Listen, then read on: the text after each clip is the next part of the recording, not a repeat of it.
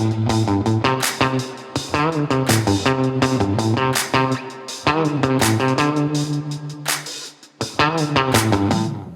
to the Penguin Magic Podcast. I'm your host, Eric Tate. Let's get straight into the main event. Christopher Carter is one of the most in-demand working mentalists today. He's toured college campuses, cruise ships, corporate events, and basically done every imaginable event you can think of. His Penguin Live lectures were some of the most eagerly anticipated lectures we've ever had.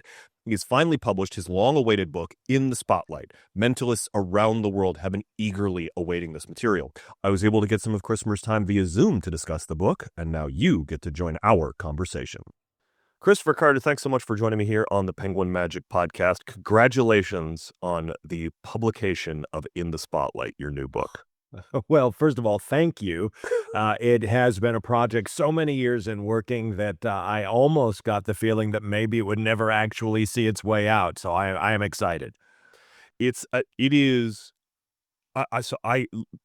is how I know that the community was hungry for this book. Not only have I been at multiple conventions, and over the last few months, people have been asking me, when's the book coming out? When's the book coming out? I got an email from a jar who said, hey, where are we promoting this book? Because I'm still working on the email to send out. And I made it go live on the website, and we've already sold tons of them. People were watching the website waiting for it to drop. Well, I'm thrilled. I mean, there's no way you can hear something like that and not be excited. Mm-hmm. It's writing a book is, and I'm not the person who came up with this quote, but it's like bleeding on your keyboard, and it's like bleeding on it forever and ever and ever because this has been written and rewritten so many times, and then you put your little baby out there in the world, and you go, well, I hope people will like it. But ultimately, all you can do is write a book that you want and hope that other people agree. And that's what I tried to do. Well, let's talk about exactly what you wanted in a book, because I think that this is not all of your material. It is very specifically some material you've been doing for a long time, but also material that I love the fact that you can literally go into a Walmart or a Target, or just any big box store, because the only really unusual prop in the whole thing, I think, is a broomstick. Right. Yeah. I think if I can recall, 2, maybe 3 items in there that you might require a specialty purchase. That's it. Everything else is something that you could buy the material to make it happen anywhere. Now, that's not by accident. The reality of my performance venues over so many years necessitated that. I had to have a situation where if there was anything that went wrong, I could easily get all of the materials for it. And that's, no secret by this point that I spent years and years and years performing primarily on the college campus market. And those are one-nighters after another. You have only the time to get to your next spot, do the show, and then do it over and over again. So if you run into any mishaps, you don't have the opportunity to get of course, in the old days, even it could be weeks, but even today, an overnight order because you're going to be in another place tomorrow. And the other is just I much prefer technical simplicity. I think I like methods that are clever but technically simple. And I don't know why. I think partly because they allow the most room for theatrical expression. You're not thinking too much about certain elements of it. And partly because I just love the idea of coming up with clever approaches to things. I'm bored by technology. I like cleverness. So I hope that reflects itself in the material. I think that it really does, especially with the material choice selection. One of my favorite pieces in the book is the ringtone effect, which I know you detailed in a Penguin Live lecture. But this idea that everybody puts their cell phone number in, and then you find the cell phone in the room before it's called, making for a very theatrical revelation. it's really pretty in a way that uh that it is truly theatrical. That's I mean, the way you describe it. It's amazing. And, premise is everything. Hmm. And I think that one of the things that I do well, at least I hope that I do well, is create compelling premises and then refine the plot down to the point where there's no fuss, there's no muss. We get into the premise, we explore it, it happens, and there's huge impact as a result of it. Uh, the Q&A, so I've had access to the text of this book for a while, and the Q&A is something I haven't read in this, but I'm looking forward to because I am deeply fascinated by the Q&A. I love watching people perform it.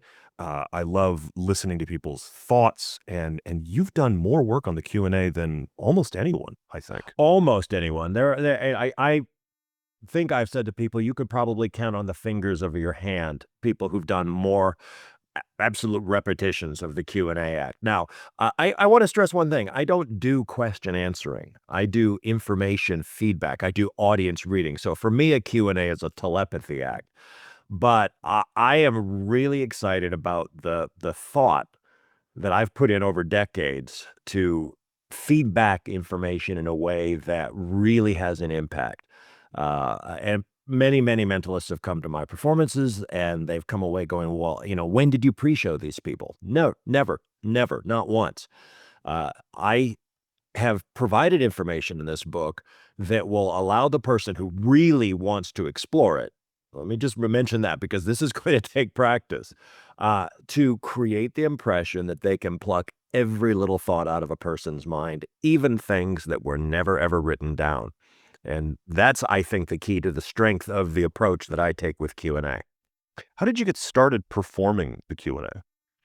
Wow. I think I was 18 years old. I was competing at Midwest Magic Jubilee, a convention in St. Louis. And on the performance bill was Glenn Falkenstein, who did a blindfold question and answer act. I had no idea how any of this worked in those days. To my mind, it was either psychic powers or he was the greatest psychologist ever. And then in the middle of his routine, he said something that just tipped off the whole secret to me. And by which I mean the method. Turns out the real secrets are a lot deeper than the method. But the secret method behind it. Now, is this something that goes out broadly or is this all internal to magicians? This is, I would say this is fairly internal to magicians. We do occasionally have lay people listen, but I mean, it's pretty targeted at magicians. People Okay, are, good. and yeah, it's, So I then don't, I will say what he said because I yes, think it's hilarious. yeah. So I'm watching him read people's minds, and he's struggling with one person. He said, "Everybody fill out slips of paper. They're brought in on a basket or a bowl underneath him. He's blindfolded, steel mask blindfold. He's holding onto a piece of paper, and he's struggling with this one guy. And finally, he says, and the guy's name was Father Paul Ziffel, who was locally a very well-known magician in the St. Louis area at the time. He says, Father Paul, you sure do write small." And it was like a nuclear bomb went off on my brain. He said, "You've got to be kidding me. It is that straightforward." Now, I'm not going to say any more about the method. If you're watching and if you get it from that, you understand the method. Um, and so I became obsessed with learning to do the blindfold Q&A. And eventually what I did was I was, 18 years old. I copied his, got a video. Now his used a steel mask blindfold from Supreme Magic. So I got one of those. And the way that you peek on that is fascinating. And I thought, there's got to be a way for me to duplicate this kind of peek, but with a cloth blindfold. And so I tried and I experimented and I ended up coming up with a peak that allowed not exactly the same kind of peak he had, but a little bit more improved angle of look. Loosely speaking, if you're going to work with blindfolds, you can reveal things that are below, or you can reveal things that are up. Mhm. You can't do both. And so by translating his method into cloth and duct tape, I was able to come up with something that allowed down into the side, which I was thrilled with. And but let me once again say that a lot of people are going to want to know the blindfold method. It is in the book. That is not the method of the Q&A. The method of the Q&A is how you give back that information. You can learn any blindfold method. It doesn't matter. If you don't have the chops to feed back that information and the know-how to make it interesting, you've got no act. Yeah. No, I think that's I've seen some really wonderful Q&A acts that aren't even blindfolded. And if Yeah. it really does come down to the way you set everything up and give that information back to them. And I think and that's what I'm excited to take away from this book. Although the blindfold method is very, very good in this book. I think that people are going to be very, very excited about that. I do know that there was another we had some parallel thought with this. I know that Yeah, there's so the book came out, yeah. and while the book was being shipped from the printer in, the Gil Eagles project came out. Now, I've known Gil for years, but I've never seen the blindfold. And when I saw it, I realized that really a big part of my method paralleled his method. Mhm. And I was really distraught because I have incredible respect for Gil. Now, there Mhm. are differences, and without going into too much detail, because I don't want to Well, go on a basis of a comparison, his no, method is no. excellent, and his method will allow certain things that my method won't. Mhm. But the angle of vision Mhm. is really important for the way that I do the blindfold question and answer act, Mhm. because I want things to be low. I don't want to have anything brought up to an unnatural level. And so mine allows much more of a downward but but lateral peak. But I think one of the things we should address is that uh there are people who in the Psychic Entertainers Association who knew your method and Gil's method for 20 years and Yeah, at never least. and never Nobody's ever connected the said to me. no one ever said anything. And so it's I think that you by addressing this, you are going above and beyond the honorable thing here. And Yeah, well, I do want it's to make it clear that yeah. the structure of the method is Mhm. substantially Yeah. similar, but there are tweaks and variations on it that do make it look different Mhm. and that allow you to do different things. The Mhm. other thing I want to obviously acknowledge is that Gil did it before me and I was Mhm. not aware of it.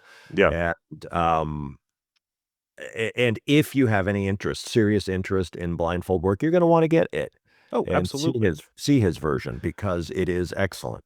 You know what's funny is, I think that this type of parallel thought and release happens so frequently in Magic, and we forget that many people come up with similar things. When Ultra Lucky Coin came out, my effect, Luca Volp had an effect with Lucky Coin that literally did in slightly different method, but the routine was identical. It's you flipped over the chip, it said your card, you flipped it over again, there was a small picture of the playing card on the back. Luca and I had never communicated, didn't know we were working on the project at the same time. I mean, it really, really does happen, but I love that you're so supportive of Gil's work, and I'm Well, certain you Gil can't is be Gil. supportive. Gil is a guy who has been a pioneer in this kind of work. His impact has been huge. So the fact that other people continue to learn and grow from him, I think, is a really wonderful thing. What are you hoping that people take away overall from the book? Here's what I'm really hoping that people take away. If you're the type Mhm. of reader who wants to, learn new effects, I've got a lot for you. About 40% or so of the effects are also explored in my Penguin Live lectures. About 60% of the material is brand new and you will never have encountered it before. But what I really wanted this to be was a book that is about performance of mentalism or magic, really. But since I'm a mentalist, let me focus on that. About performance of mentalism from the perspective of actually taking an idea from inception to putting it on stage. So when I'm describing these routines, what's really great about a book is that it allows me to dig a lot deeper than we can, even a little bit of a conversation about why certain choices are made and what I've learned about these routines over the years. Uh, there are a lot of books about magic theory.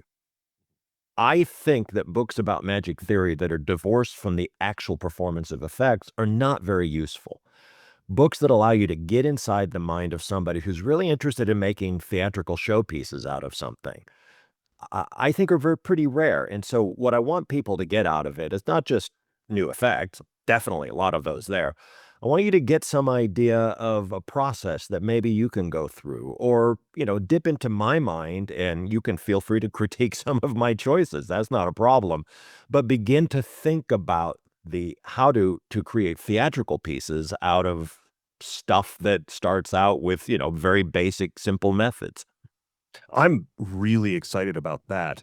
Uh, it makes me think that the book is going to appeal not just to mentalists, but to anyone who is interested in creating their own magic and creating their own effects, especially on the theatrical side. So if you are a stand up or a cabaret or or parlor performer, whether you're doing mentalism or not, seeing your thought process is going to be immensely helpful for anyone who wants to push forward their performance skills. That is absolutely my hope. When I started out in magic, my very favorite book was Ron Wilson, The Uncanny Scot. And the reason it was my favorite is that every piece was a performance piece. It was something that he had been doing and refining for decades. And so what's great about text is you can read the lines, but you can also read between the lines. And you can get so much insight. I'll give you a really great example, the Tossed Out deck, um, which is a classic, and a big part of what I do is rebuild and take apart classics and try to add my own improvements and tweaks and ideas on them. There's a way to do the switch in there that when I describe it to people, everyone goes, "My gosh, why didn't I think of that?" Because it solves a problem that apparently a lot of people have had, but have never come up with a solution for. It's a very simple solution. Once you see it, you're going to go, oh my gosh, that makes so much sense. That's been in front of my face the entire time. Anytime you're dealing with somebody who has performed this material in every imaginable situation, you're going to get those nuggets of insight. And that's what I tried to incorporate into the book, so that when the effects are described, you're not just getting, this hand goes here, that hand goes there, but here's why you're delivering a certain line at this point to misdirect from this action. Or, here's a way of handling this that solves a problem you've had for years and years and years. Uh, you should hopefully find dozens, if not scores of those types of things throughout the book.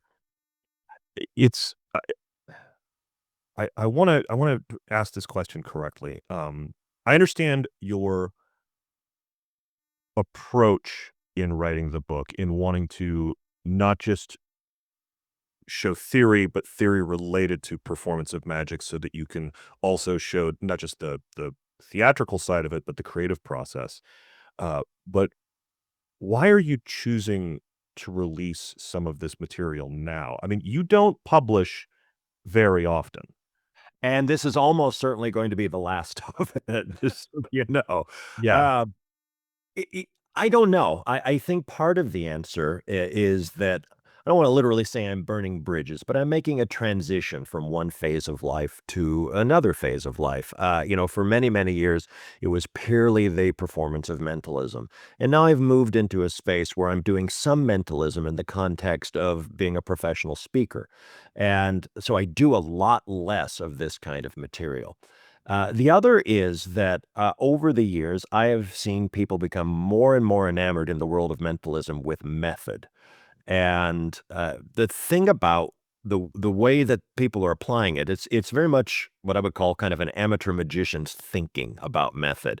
And there's nothing wrong with focusing on method, but mentalism is ultimately going to have to be about performance. And I wanted people to remember that. And I've spent my entire life performing, not necessarily creating new effects, although I do have them, lots of them, but, performing effects. I wanted people to start to think, or remember that the method behind mentalism isn't the method. The method is how you take this idea and you put it on stage.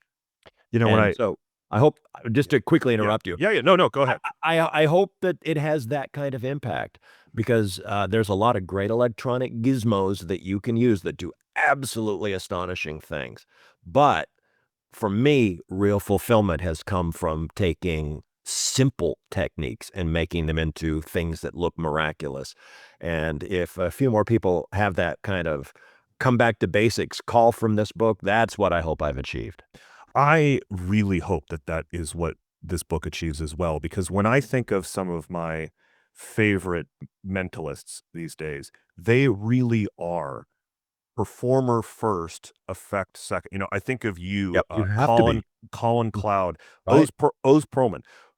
Yeah. I just watched Oz Perlman on the Joe Rogan podcast, and Mhm. I have said before, and I will say it again, I do not like the Joe Rogan Experience podcast. I don't like it at all. But what was struck me was how well he worked in that situation, and not just in that situation, but every situation he comes to, Oh, and yeah, his absolutely. and his performance. And I'm similarly struck by that the few times when we had you come to Columbus and perform for our audience in our theater. I I felt like I was watching a true masterclass, and I can't wait for people to see the thinking behind this, because I think Penguin fans have seen you perform, but getting deep inside your mind with this book is going to be really exciting for so many people who are fans of Penguin. Yeah, well, that's my hope very much. Yeah. Well, what is next for Christopher Carter? Because this isn't all of your material, but is there maybe a second book now that you've gotten the hang of writing one? No, not anytime soon. That is for certain, not anytime soon. Describing tricks is easy. Making the description of tricks interesting is really hard. And, Uh-huh. uh, at least for me it is. I'm sure there are people for whom that just comes just by typing, but for me, it wasn't enough to describe them. I want the write-up to be interesting. I want this book to be an engaging read. I mean, if you're interested in magic deeply, I think it will be. Uh, if um, if I have to do that again anytime soon, let's say I need a break from that kind of thing and a whole lot of whiskey, and then I think maybe I'll think about it again. You and I approach writing books exactly the same way. A break and a tremendous amount of whiskey. What is just out of curiosity, what is your favorite piece in the book? Well, my favorite piece is the Q&A description. And let me explain something about the Q&A in here. You will not get a plotted out question and answer act in a box from this, and that is not accidental. It really is in the book in two components. One is the how to, and that's in its own separate chapter. And the other is the what to do with the information, and that's in its own separate chapter. And they're not combined because Q&A is not a trick. It's an experience that you have to live and breathe with and grow in.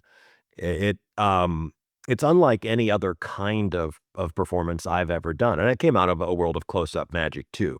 You might liken it to like a masterful performance of, let's say, the Cups and Balls. I think it's way beyond that, because every question and answer act is what Bob Cassidy would have called a jazz session.